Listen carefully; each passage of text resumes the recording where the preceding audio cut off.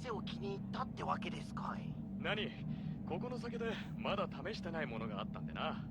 それにこの間は商談のことで手一杯で、他の儲け話やよもやま話もできなかったからな。これはありがてえ。あっしみたいな駆け出しにとっちゃ、そいつは何よりのごちそうです。お前、教会で会うまではどの地方を通ってきたんだ？あっしはリュビンハイゲンの北側から下ってきたんです。北の大遠征が始まると、あの辺りも物騒になりますからね。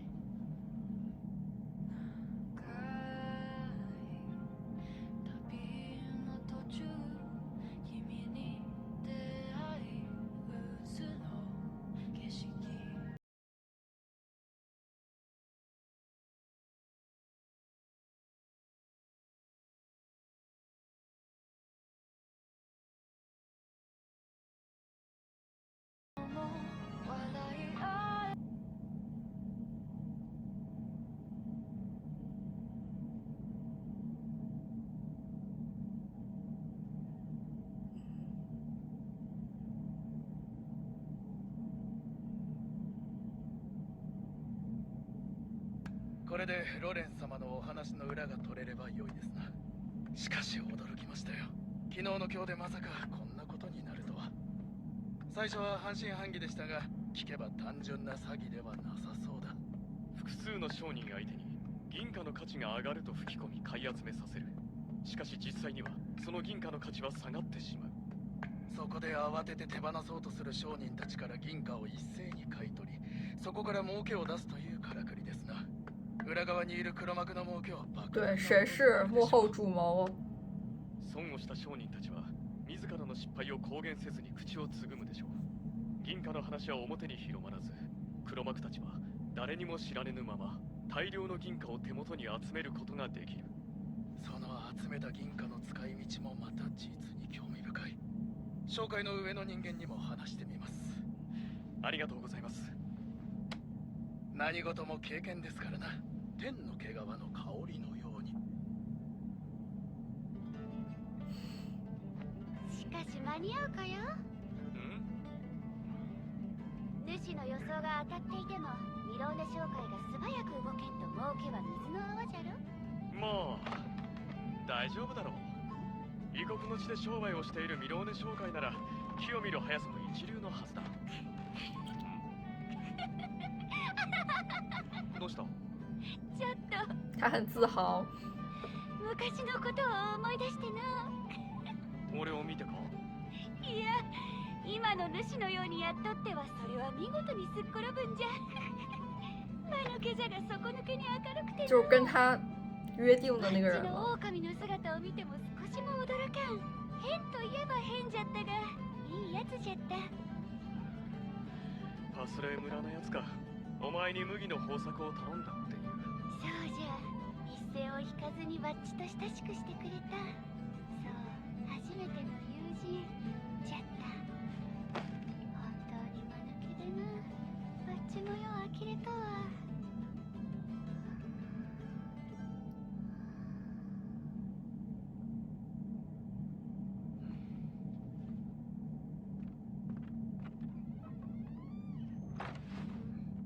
どうした？主に伝えることがあった気がするんじゃが、頭から出てこん。結構重要なことだった気がするんじゃが。本当に重要なことならまた思い出すだろう。それもそうじゃな。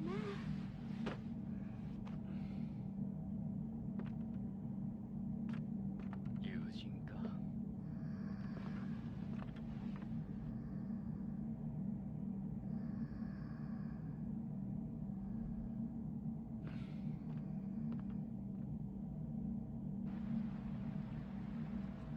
支店長のリヒテンマールハイトと申します。この取引受けさせていただきます。这个窗户跟那个ゼーレンの背後関係无职转生一样的窗户，不愧都是中世彼の後ろ纪に。はメディオ商会がついています。確か農作物の取引ではパッツィを随一、運搬用の船舶もかなりのものですが。ですが、彼らだけではロレンスさんの描いている仮説の実行は不可能です。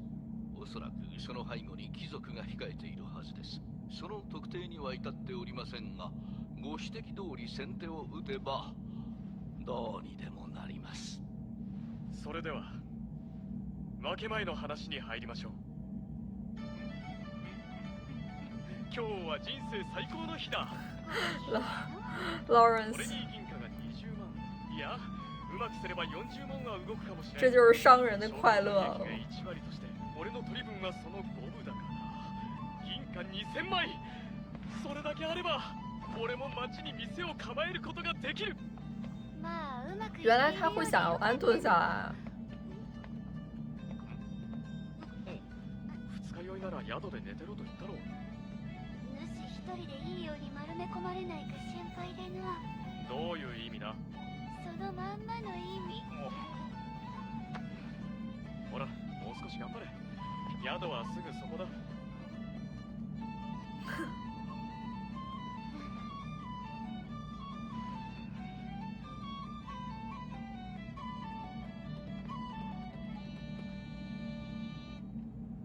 也老大不小的了，怎么还这么青涩呢？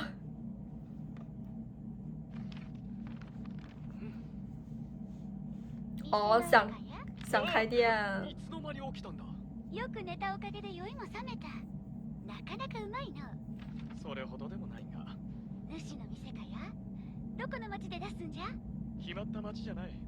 俺の理想の町の理想の店だ。自前の店を持つことは行商人の夢だからな。俺も例外じゃない。だがミローレ商会との取引がうまくいけばその夢は現実になる。难怪他那么高兴そんな呢。に店を持つことが良いことかや。行商人は町から町へぐるぐる回り続けないと儲けは出ない。だから1年のうちほとんどが荷馬車の上にいる。そんな生活だから友人もろくにできない。那朋友可能在取引先の知り合いだけだ。遍布在各地儿。店を構えればその町の一員になれる。気心の知れた友人もできるし嫁探しも楽になる。そうだ、ヤレイにも教えてやらないとな。奴ならきっと喜んでくれる。また取引できる日が。可能就是想有个归属感。わっちはちょっと困りんす。なんでだ。店を持てば主はそこから出なくなるじゃろ。わっちは一人で旅を続けるか新たな連れを見つけねばならん。お前は堅牢ホロだ。天の毛皮で稼いだ金もある。一人旅でも困らないだろう。一人は空いた。他不是要回故乡吗？まあお前が北に帰るまでくらいなら付き合ってもいいぞ。金が入ってきてもそれですぐに店が持てるわけじゃないしな。本当かや。嘘をついてどうするんだ。そのなんだ。也还算会安慰人吧。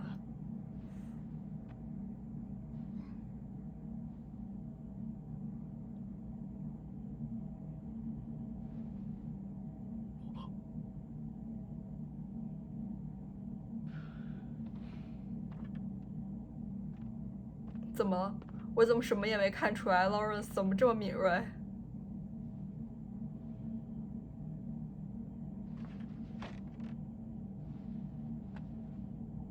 啊？お前らしくもない。いつも同じ夢を見る。啊わっちが目を覚ます。 ？Lawrence 不会是什么老手吧？ユエもインティもパロやミューリもおらん。どこにもおらん。わっちは何百年も生きられる。だからな、わっちは旅に出たんじゃ。絶対にまた会えると思った。他们应该都是还在北方。誰もおらん。もう目を覚まして誰もおらんのは嫌じゃ。一人は空いた。一人は寒い。一人は寂しい。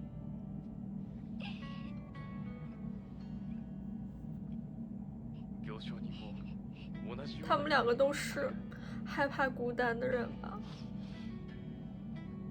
面目ない。ああ、顔中ベタベタじゃないか。ちょっと待ってろ。啊，就直接把自己画的店面的画儿给用来。書いては捨ててるんだ。それにあの取引は終わったわけじゃない。川残業にも程がある。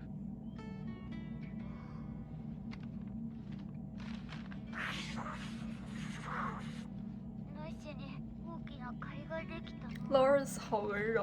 まだ眠い。主は寝んのかよ。そろそろ寝るかな。ろうそく代も無駄になる。商人らしい考えじゃ。はあ。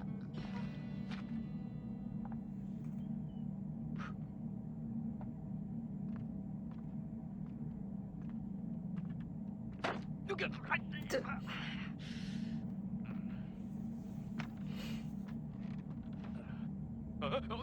何を。野暮というもんじゃありんせん。啊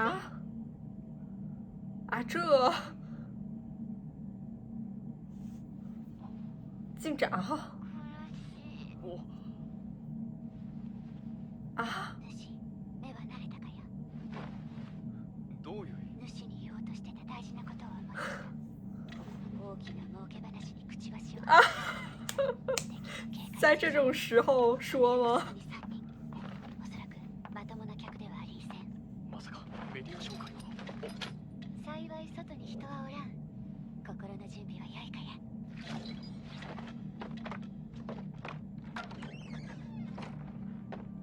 わっちのこの体、月明かりの下でとくと見やしゃんせ。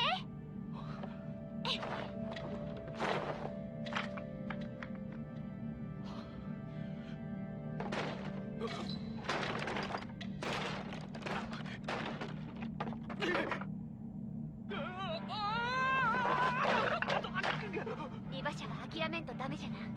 奴らが馬を殺しても何の得にもならぬ。落ち着いてから取り戻せばよいじゃろ。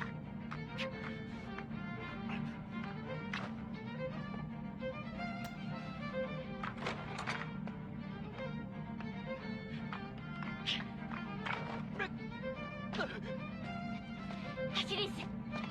あ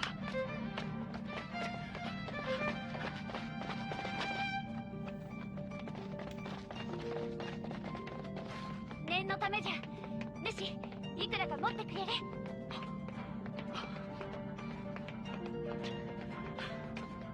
熱いな。バッチが宿る麦じゃからな。行き先はミローネ紹介だ。絶対に逃がすな。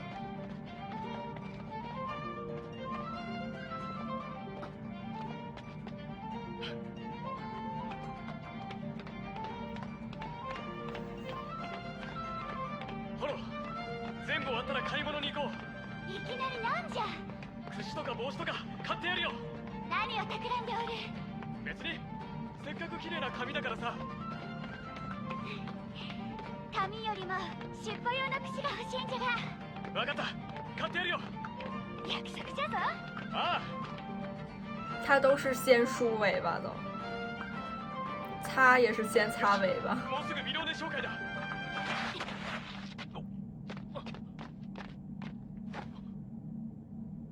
ここを通るはずだ。逃がすな。もうすぐ援軍も来る。だいぶ旗色が悪いの。二手に分かれるか。明暗じゃが、ワッチにもっといい考えがある。例えば。ワッチが大通りに出て奴らを引きつける。その間に主がミローネ紹介に。ちょっと待て。そんなこと。よいか。下手に二手に分かれても。但是赫罗这么聪明，肯定有办法ワッチは吧？堅牢を掘る。簡単には捕まりせん。じゃが、主だけ捕まった時、誰がミローネ紹介と掛け合うんじゃ。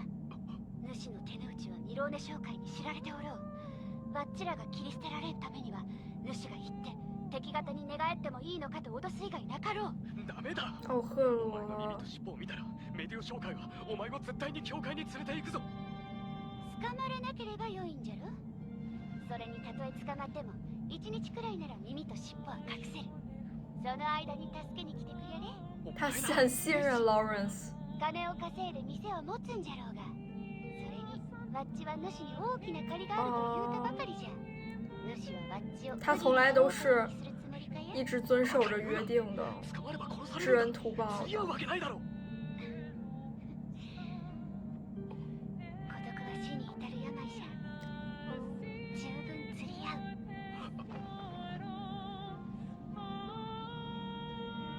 主を信じとる。必ず迎えに来てくれると。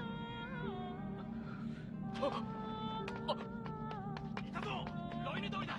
一人。 Lawrence 的白头发在夜晚里就像月光一样。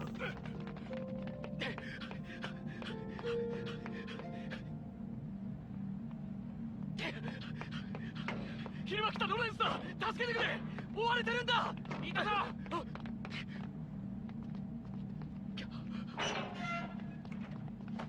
待て、おい、その男をこちらに渡せ。貴様ら、ここはラオンディール公国第33代ラオンディール大公が公認する大ミローネ公爵が経営するミローネ商会だぞ。その策は公爵の持ち物であり、敷地内にいる者は公爵の客人、そして公爵の客人はラオンディール大公の庇護のもとに保護される。いいか、その棒でここの者を撃つということは太公陛下の台座を撃つものと心得よう。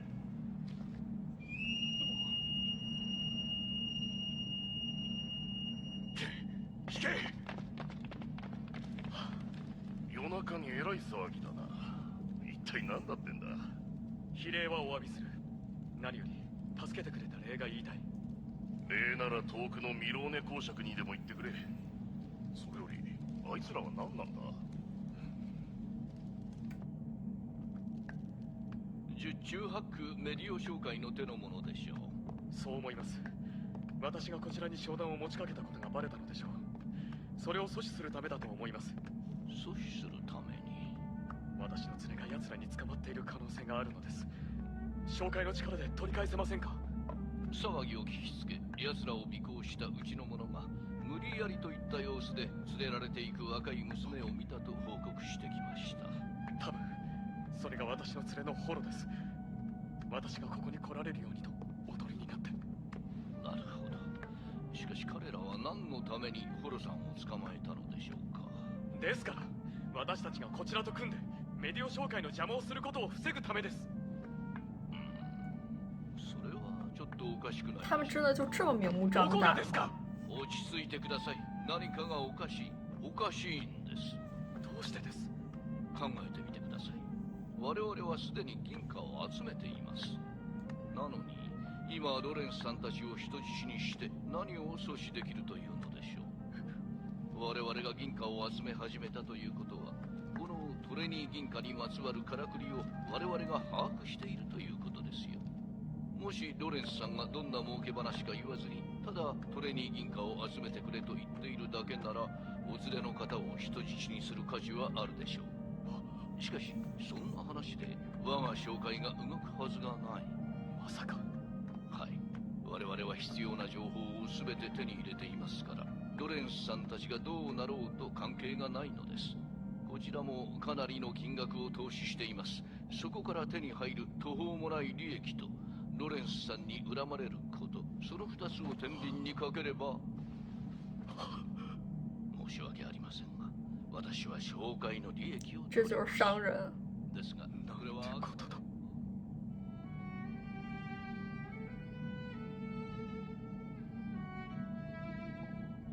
不能把自己的这些知道的情报底牌都直接亮出来，自己手里肯定要至少有一点筹码在了。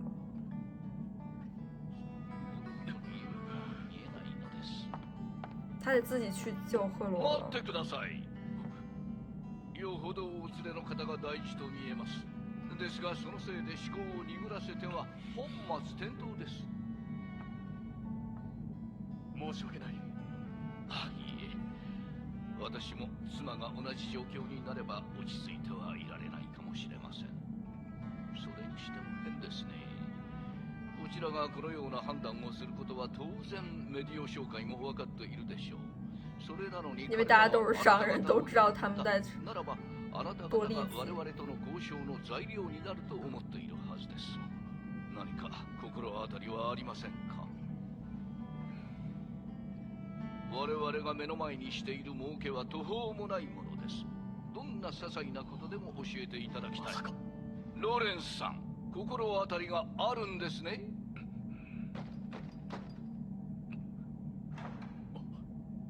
失礼します。どうした。先ほど文が投げ込まれました。一連の関係のものかと。狼と狼の住む森へ。申し訳ありませんが、先にそれを見せていただけませんか。どうぞ。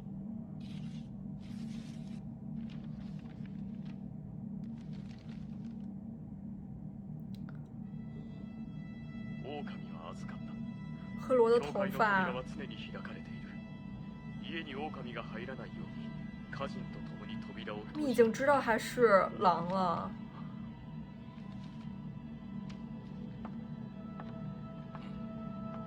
私の連れていた娘ホロは豊作を司る狼の化身なのです。啊，这结束的还挺突然的。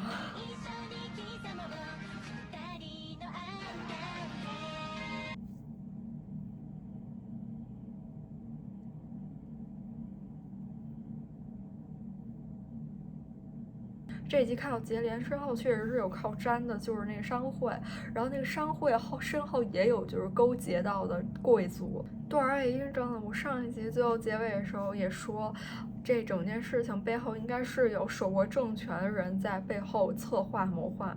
Lawrence 也不愧是身经百战了，马上就抓住了这个机会，而且去跟另外一个商行进行合作。但问题就是他一下把所有情报都告诉人家了，这商行完全已经在 Lawrence 身上找不到其他任何未来的利益和价值了。这样的 Lawrence 很有可能就是直接会被商行很抛弃这样。Lawrence 的情商也真的是很高。真的是可以在人瞬息万变的情绪中捕捉到其中的变化，但是不得不说，我真的没想到他们俩这个进度这么快，就是才第4集都已经可以同床共枕了。因为我到现在还没有说特别能感受到他俩之间的这个羁绊呢。我觉得 Lawrence 他想安定下来也很正常吧，毕竟他已经漂泊了很久了。我觉得 Lawrence 和赫罗在这段旅途中相遇真的是莫大的缘分。他们都是孤单一人，会害怕寂寞，而现在他们都可以彼此互相依偎的那种感觉。我觉得他俩现在这也不是发展到爱情的关系了，应该只是更多的像一种同为天涯沦落人，因为他们本质上比较相似的经历，让他们能够更好的去共鸣对方的感受。就像 Lawrence 一下就 get 到了赫罗他在悲伤什么。真的好喜欢，就是他们俩就双商都高都很在线这种组合，不会说让人看着心累，就都有能互相帮助到彼此的地方。那赫罗这集也真的非常聪明，非常机智。虽然赫罗说孤独是致死的病，我是不太赞同这个观点的，但是我还是很高兴，就是他们俩能互相遇见、互相认识，感觉对于2个人来说都是非常幸运的事情。现在就是看 Lawrence 他要怎么样去把赫罗救出来，不仅日常生活中会相互扶持，在有难的时候也会优先考虑对方的这个安危，感觉已经能看到他俩一起未来开个小店过日子的画面了。那这视频到这结束，我们下次再见，拜拜。